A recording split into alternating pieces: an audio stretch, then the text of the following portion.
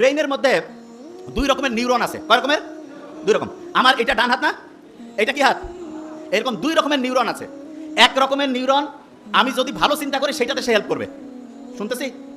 আরেক রকমের নিউরন আমি যদি খারাপ চিন্তা করি সেটাতে সে হেল্প করবে। তার মানে আমি যেরকম চিন্তা করবো সে সেরকম করে কাজ করবে। তাহলে আমি যদি চিন্তা করি যে আমার ব্রেন অসাধারণ, তাহলে ভালো পক্ষের যে নিউরন সেটা হচ্ছে তোমাকে সফল করার জন্য সে পজিটিভলি কাজ করবে। আর আমি যদি চিন্তা করি না আমার ব্রেন ঠিকভাবে কাজ করে না, আমার মাথার মানে হচ্ছে শক্তি কমে গেছে, আমার খেয়াল থাকে না, তাহলে ওই নিউরন যে নিউরনটা খেয়াল না রাখতে তোমাকে হেল্প করবে সেটা কাজ করবে।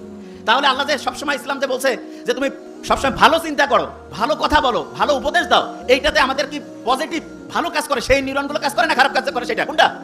ভালো কাজ। তাহলে আমি ভালো কথা বললে, অন্যের উপকার করলে, ভালো চিন্তা করলে আমার পজিটিভ নিউরনগুলো কাজ করবে না নেগেটিভগুলো? পজিটিভ।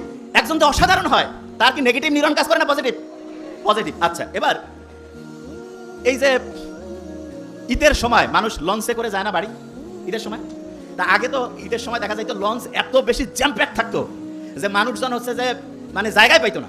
তা এক নাস্তিক, সে আল্লাহ তো মানে টানে না, সে পাশে কয়েকজন মুসলমান তাদের সাথে গল্প করতেছে যে আল্লাহ কি বানাইছে। বলছে কেন? বলছে দেখো তো এই যে বড় বড় যে চায়না, জাপান, আমেরিকা, এরা যে বড় বড় এরকম জাহাজ, তারপরে হচ্ছে যে এরকম ফেরি, বড় বড় বিমান টিমান যে বানায়, এগুলো দেখা যায় যে ওই বিভিন্ন ফ্যাক্টরির মধ্যে তৈরি করে আলাদা আলাদা পার্টস থাকে, তারপরে সেই পার্টসগুলো এসে এক জায়গায় জোড়া দিয়ে একটা জায়গায় সুন্দর করে চলতে থাকে। তা বলছে এটা তো করে। বলছে আল্লাহ যদি এরকম করতো যে আমাদের হাতগুলো আলাদা খুলে রাখা যাইতো, পাগুলো আলাদা খুলে রাখা যাইতো, শুধু মাথাটা আর একটু বুক পর্যন্ত, তাহলে সবাই অল্প জায়গার মধ্যে হইতো, আর ওগুলো সবাই ব্যাগের মধ্যে জোড়া করে রেখে বাড়িতে নামার পরে আরাম করে আবার লাগাই দিয়ে চলে যেত। তো নাস্তিকের এই কথা শুনে কি আর কি কবে, সবাই কাছে আসলে আল্লাহ ধ্বংসই করে দিছে। ফজরের ওয়াক্তর সময় সেই নাস্তিক ঘুম থেকে উঠছে, উঠার পরে আশেপাশে যে আছে সবাইকে ডাকতেছে, ডাকার পরে বলতেছে ভাই আমাকে উজু করার সিস্টেম শিখাই দাও। বলছে কেন?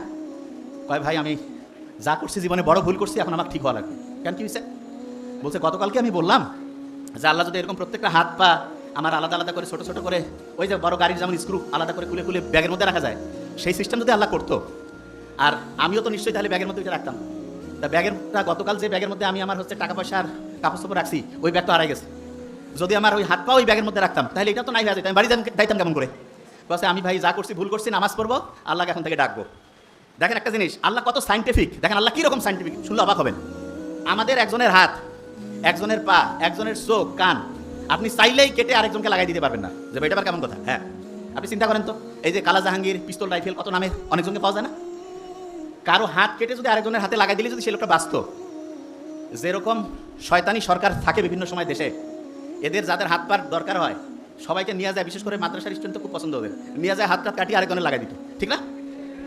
দেখেন আল্লাহ জানে যে এই মানুষ কি জাত সেটা আল্লাহ তো ভালো করেই জানে।